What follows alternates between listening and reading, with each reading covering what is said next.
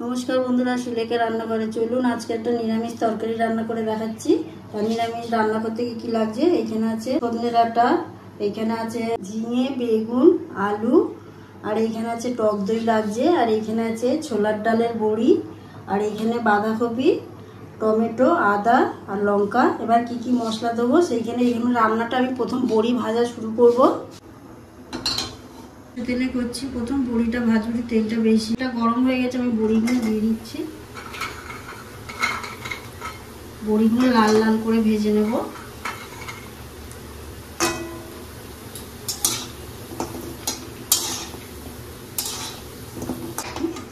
বড়িগুলো ভাজা হয়ে গেছে, এবার আমি তুলে নিলাম।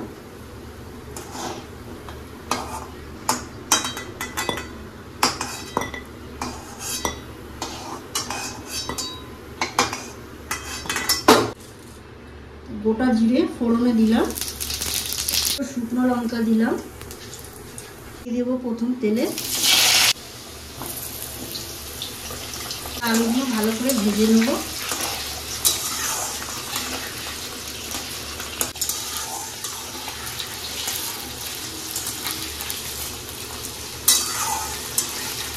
ভালো করে আলুগুলো ভেজে নেওয়া হয়েছে, তুলে নিচ্ছি। এবার আমি আদা,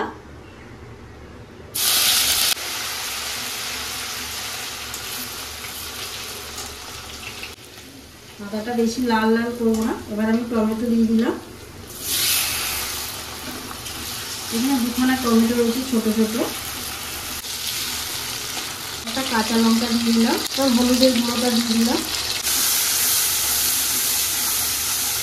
নুনটা দিয়ে দিলাম, 1 চামচ জিরের গুঁড়ো দিলাম, 1 চামচ ধনের গুঁড়ো দিলাম।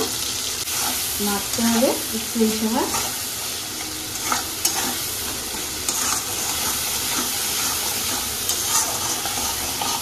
তরকারিটাতে চিনি দিয়ে দিচ্ছি, ভালোই লাগে চিনিটা।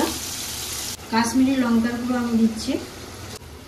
টক দইটাকে ভালো করে ফাটিয়ে নিয়েছি, নিয়ে মশলাটা গ্যাসটা এই সময় সিমে রেখে দিতে হবে যাতে টক দইটা পড়েছে।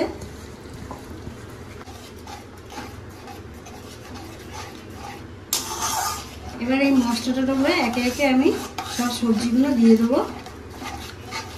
এবার দিয়ে দিলাম ঝিঙেটা, দিয়ে দিলাম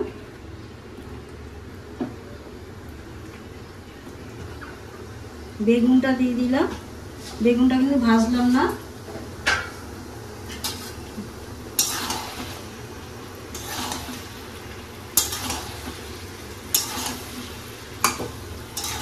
বাঁধাকপিটা দিয়ে দিলাম, আমি হালকা ভাপিয়ে নিয়েছিলাম গরম জল দিয়ে।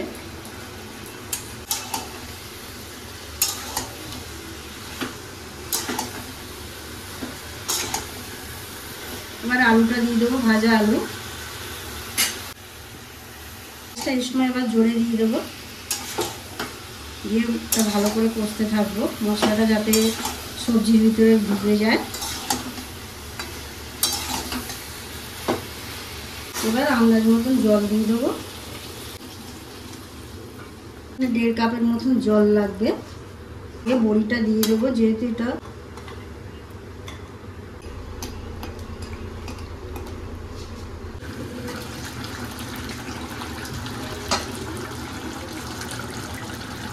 বড়িটা এখনো সিদ্ধ হয়নি, আর একটু কিছুক্ষণ হবে। এরকম আস্তে আস্তে নাড়লে তাহলে জিনিসটা ভাঙবে না। সব জিনিস বেগুন টেগুন সবাই গোটা রয়েছে দেখো।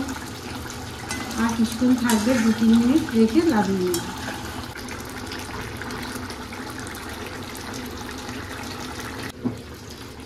তরকারিটা পুরো রেডি হয়ে গেছে, নামিয়ে নিচ্ছি। এবারে নামিয়ে নিচ্ছি, রেডি হয়ে গেছে।